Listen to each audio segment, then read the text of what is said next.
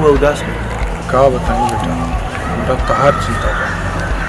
तोहनी के बॉर्डर पर जौन तिरंगा के रात दिन रक्षा करता रहो, अपन जान के जोखिम में डाल के बॉर्डर पे रहता रहो, आज वही तिरंगा के अपना देश में अपमान हो रहा है। देखिए कि पहले हम अरे ना बाबूजी, ऐसा कुछ नहीं करो। बॉर्डर पे भी रक्षा करते नहीं जा, एक गांव में भी ये तिरंगे खातिर होली मन और आशीर्वाद बना।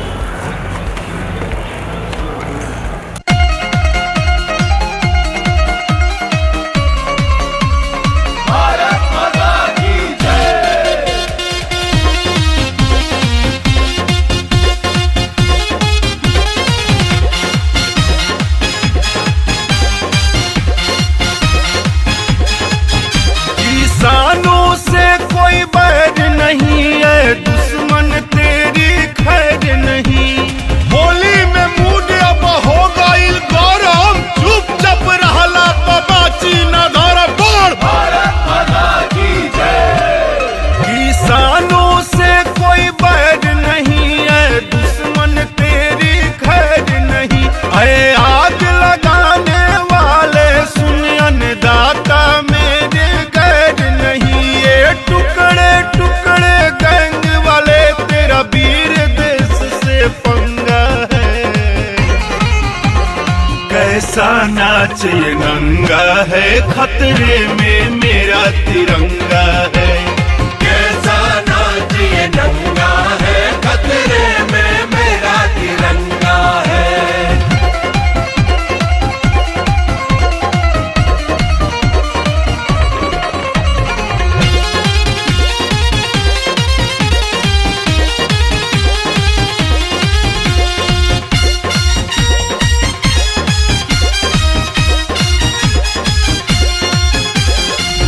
दर्द कहीं और बा, इलाज कहीं और बा। जरूरत के और बा तो तोहरत के और बा।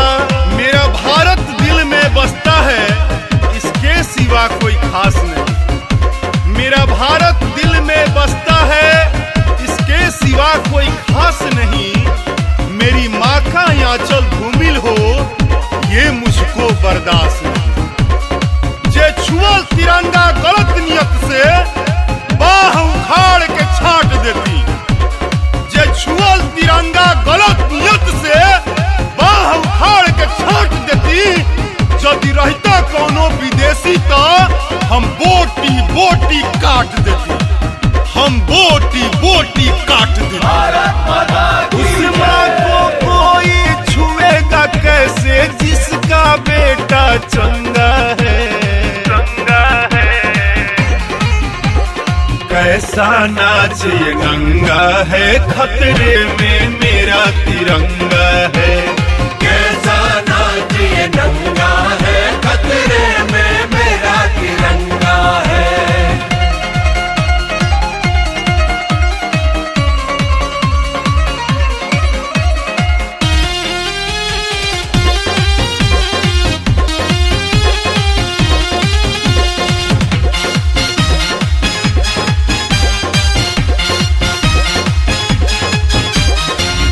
देश के विकास देख मुदायुन के टीस बा। देशवा के बाटे खातिर फेर उसे साजिश बा। इस सत्ता के लालच खातिर तो देश में आग लगावल जाता। दूसरा के कंधा पर रख के ई बंदूक चलावल जाता। आंख के सोझा वतन जरे खून खौले हिंदुस्तानी के। आंख के सोझा वतन जरे खून खौले हिंदुस्तानी के। दुश्मन देश के पैसा पत होलिका दहन करावल जाता। होलिका दहन करावल जाता। भारत माता की जय। राकेश मतलबी लाल देश के तन चंगा मन गंगा है। गंगा है। कैसा नाच ये गंगा है, खतरे में मेरा तिरंगा है। कैसा नाच ये गंगा है, खतरे में मेरा तिरंगा है। कैसा नाच ये नंगा है, खतरे में मेरा तिरंगा है। कैसा नाच ये नंगा है, खतरे में मेरा तिरंगा है।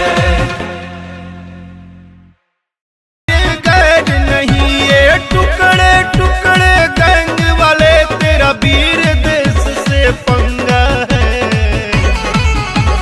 कैसा नाच ये नंगा है, खतरे में मेरा तिरंगा